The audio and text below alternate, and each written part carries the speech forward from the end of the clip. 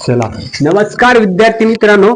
Post ऑफिसची चौथी merit list बद्दल खूप महत्वाचं अपडेट आहे. लक्षात घ्या, लिस्ट कधी रिलीज होणार आहे त्या बाबतीत आणि कट ऑफ किती ड्रॉप होण्याचे चान्सेस आहेत. ठीक आहे. आणि चौथ्या मेरिट लिस्टला कुठल्या विद्यार्थ्यांनी अपेक्षा ठेवायच्या तर की ज्यांचं सिलेक्शन खरोखरच होऊ शकतं. ठीक आहे.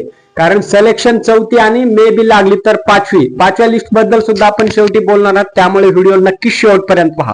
चला सुरू करूया. लक्षात घ्या, चौथी जी लिस्ट आहे म्हणजे आतापर्यंत 3 मेरिट लिस्ट लागल्या आहेत पोस्ट ऑफिसच्या. चौथी मेरिट लिस्ट आता लक्षात घ्या, चौथी पूर्वी तिसऱ्या मेरिट लिस्टचं जी थर्ड मेरिट लिस्ट आहे त्याचं जे डॉक्युमेंट व्हेरिफिकेशन आहे मित्रांनो, डॉक्युमेंट व्हेरिफिकेशन हे 26 मे पर्यंत चालू आहे असं त्या ठिकाणी अपडेट आपल्याला मिळालंच असेल. ठीक आहे. म्हणजे उद्या लास्ट आहे डॉक्युमेंट व्हेरिफिकेशनचा. तिथून पुढे डॉक्युमेंट व्हेरिफिकेशन झाल्याच्या नंतर जीडीएस काय करतं मित्रांनो की त्या ठिकाणी किती व्हॅकन्सी अवेलेबल राहिल्या आहेत. डॉक्युमेंट व्हेरिफिकेशन मधून शॉर्टलिस्ट झाल्याच्या नंतर त्या ठिकाणी त्याला थोडासा वेळ लागतो. म्हणून तो वेळ कन्सिडर करा. 8 ते 10 दिवसाचा वेळ तो कन्सिडर करून चला आणि पुढे चौथी मेरिट लिस्ट रिलीज किती व्हॅकन्सीवर करायची हे जीडीएस त्या ठिकाणी ठरवत असतं.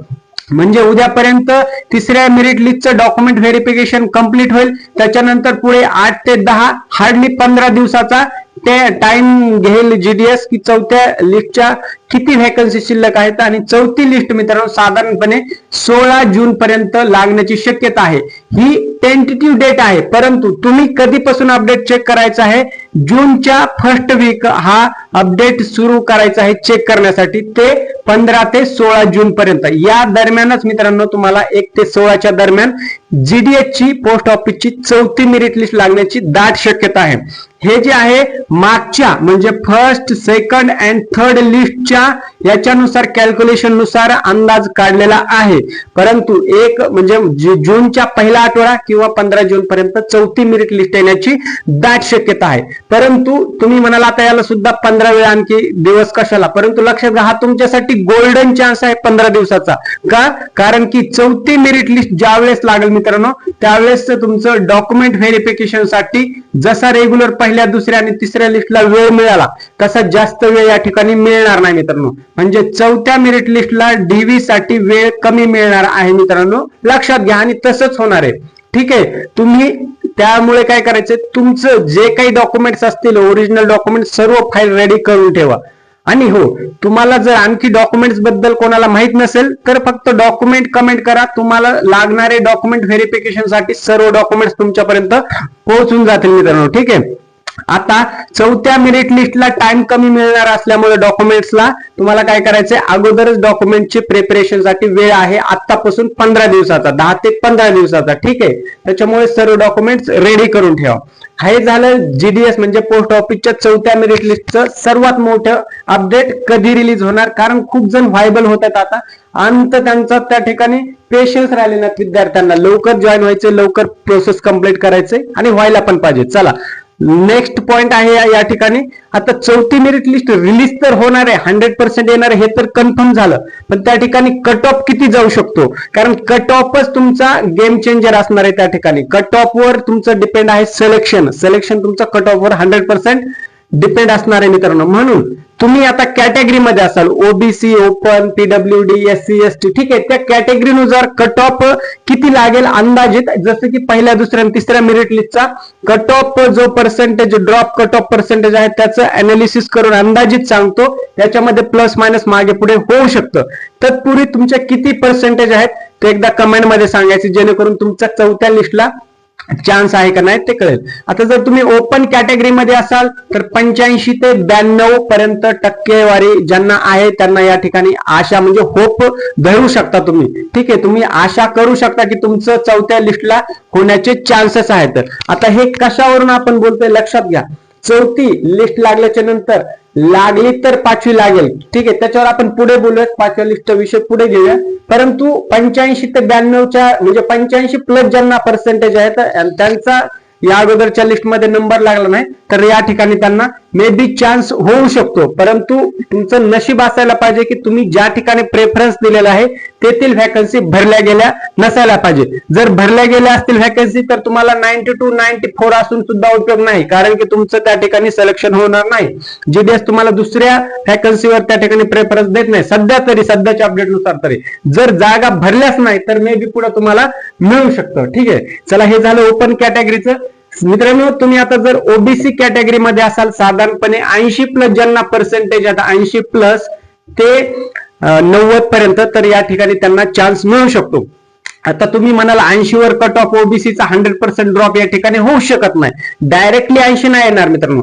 इन्क्लुडिंग ऑल, जसं की महाराष्ट्र सर्कल आहे त्याच्यामध्ये वेगवेगळे डिव्हिजन्स आहेत, त्या डिव्हिजन नुसार त्याच्यामध्ये अर्बन आणि रुरल दोन्ही ग्रामीण आणि शहरी भागाचा जो कट ऑफ आहे तो कन्सिडर करून त्याची एक मिड रेंज आपण तुम्हाला अंदाजित सांगत आहे. त्यानुसार 80 ते 88 म्हणजे 80 ते 90च्या रेंजमध्ये जे ओबीसी स्टुडंट्स आहेत त्यांना या ठिकाणी चान्स मिळण्याची संधी आहे मित्रांनो. थोडक्यात एससी आणि एसटी कडे जर तुम्ही गेलात तर या ठिकाणी एससी आणि एसटीचा ओबीसी आणि ओपनच्या तुलनेत नेहमीच कमी असतो. ठीक आहे, थोडाफार का होईना कमीच असतो. त्यामुळे 77 ते 80, 77, 78च्या पुढचे जे कॅन्डिडेट आहेत ते 85, 86 पर्यंत, थोडक्यामध्ये 84, 85, 86 या रेंजमध्ये ज्यांना आहेत. आणि दुसरं म्हणजे जे विद्यार्थी आता तिसऱ्या मेरिट लिस्टला बॉर्डर लाईन वर अर्ध्या किंवा 1% मिस झाले आहेत असे सुद्धा खूप विद्यार्थी मित्र ते आपल्याला वारंवार सांगत असतात. तर तुमच्यासाठी विद्यार्थी मित्रांनो खुश खबर आहे, तुम्ही जर बॉर्डर लाईन वरून मिस झाला असताल अर्ध्या 1%वरून तर तुम्ही कुठलीही कॅटेगरी असू द्या, म्हणजे तुमचं बॉर्डर लाईन ज्या ठिकाणी झाले तुम्ही त्या कॅटेगरीच कट ऑफ चेक केला असेल हे तर कन्फर्म आहे, बरोबर. म्हणून तुम्हाला या ठिकाणी बॉर्डर लाईन वरच्या विद्यार्थ्यांना चौथ्या मेरिट लिस्टला 99% चान्स या ठिकाणी नक्कीच आहे मित्रांनो. ठीक आहे, 1% तुमचं लक वर ह्या गोष्टी सोडून द्या. ठीक आहे, कारण लक आणि पर्सेंटेज दोन्ही गोष्टी या ठिकाणी इथून पुढे मॅटर करणार तुमचा जीडीएस मध्ये नंबर लागण्यासाठी. ठीक आहे, आता पीडब्ल्यूडीचं बोलायचं झालं, आपण साधारण ओपन ओबीसी एससी एसटी पर्यंत गेलो. पीडब्ल्यूडी जर झालं, पीडब्ल्यूडी कॅन्डिडेटने फक्त तुमची प्रेझेंटी दाखवा की तुमचं पर्सेंटेज मला एकदा कळू द्या कुठे फॉर्म भरलाय, कारण पीडब्ल्यूडीचा सगळ्यात कमी कट ऑफ या ठिकाणी लागणार आहे, म्हणजे पहिल्या दुसऱ्या तिसऱ्या मेरिट लिस्टला त्या पीडब्ल्यूडीच्या रेंज मध्येच. ठीक आहे, म्हणजे तुम्हाला एक 70+ जरी असतील तर ते त्या ठिकाणी मे बी तुमचं होण्याचे दाट चान्सेस आहेत, कारण पीडब्ल्यूडीचा कट ऑफ पहिल्या लिस्ट पासून as compare to other categories नक्कीच कमी आहे आणि तिथं कॉम्पिटिशन स्टुडंटने फॉर्म सुद्धा कमीच भरलेले आहेत. कारण ठीक आहे, त्याच्यामुळे पीडब्ल्यूडी वाल्यांना सुद्धा चौथ्या लिस्टला स्ट्रॉंग चान्सेस आहेत मित्रांनो. तुमची कॅटेगरी पीडब्ल्यू मध्ये कुठलं आहे तुम्ही एबीसी त्याच्यामध्ये तुम्ही मला एकदा कन्फर्म सांगा, त्याच्यानुसार सुद्धा तुमच्या कट ऑफ वरती किंवा फायनल सिलेक्शन वरती इम्पॅक्ट होऊ शकतो, ते तुम्ही एकदा मला सांगा. चला नेक्स्ट, आता डीव्ही साठी वेळ का कमी मिळणार आहे चौथ्या मेरिट लिस्टला, कारण त्यांना चौथ्या मेरिट लिस्टला जवळपास 90 to 95 वॅकन्सी या ठिकाणी भरल्या जातील, मे बी 100, पण 100 भरणं या ठिकाणी पॉसिबल नाही मित्रांनो. ठीक आहे, कारण की जरी चौथी मेरिट लिस्ट आली त्याच्यामध्ये डॉक्युमेंट व्हेरिफिकेशन होणार. डॉक्युमेंट व्हेरिफिकेशन मध्ये जरी तुम्ही पास झालात, सिलेक्ट झालात, काही विद्यार्थी जॉईनच करत नाही, लक्षात घ्या. अशा भरपूर केसेस आहेत. म्हणजे काय, फर्स्ट, सेकंड अँड थर्ड तिन्ही मेरिट लिस्टला असे बी विद्यार्थी आहेत ज्यांचं सगळी प्रोसेस झाली, जॉईनिंग लेटर सुद्धा आलेलं होतं, परंतु त्यांनी जॉईनिंगच केलेली नाही मित्रांनो. ठीक आहे, म्हणून चौथ्या लिस्टला सुद्धा तो सेम गोष्ट होणार आहे.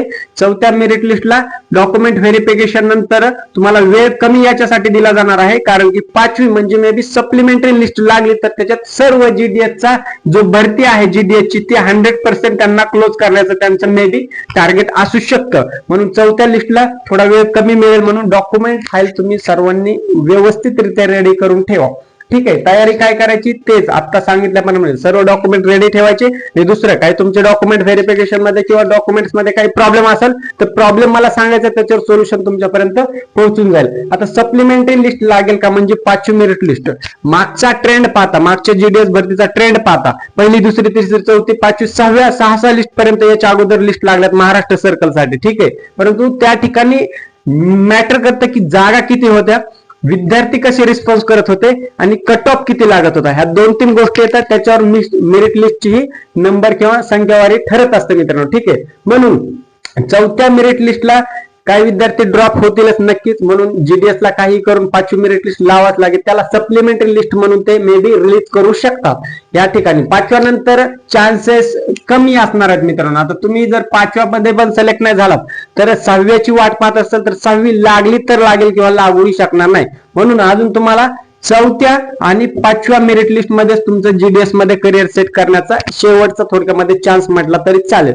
म्हणून काय करायचं, आता जीडीएस ची 4थी मेरिट लिस्ट आता पुढच्या 8 दिवसांनी तुम्ही 4-5 दिवसांनी डेली चेक करत राहायचंय. तसं तर मी तुम्हाला सर्वात अगोदर तुमच्यापर्यंत मेरिट लिस्ट लागली की पोहोचेलच मित्रांनो, तुम्हाला कळेलच. परंतु तुम्ही डे बाय डे अल्टरनेट डेला चेक करायचे, जेणेकरून तुम्हाला डॉक्युमेंट व्हेरिफिकेशन साठी वेळ मिळेल. पुढचं सिलेक्शन प्रोसेसला तुम्हाला मार्ग सोयीस्कर होईल मित्रांनो. ठीक आहे, याच्यामध्ये तुम्हाला आणखी काही डाऊट असेल किंवा विचारायचं असेल तर नक्की कमेंट करून विचारू शकता मित्रांनो. ठीक आहे, अशा प्रकारे ही माहिती तुमच्यापर्यंत पोहोचवण्याचा हा एकच उद्देश होता. चला भेटूया नवीन अपडेट सोबत. तोपर्यंत जय हिंद आणि राम राम. धन्यवाद मित्रांनो.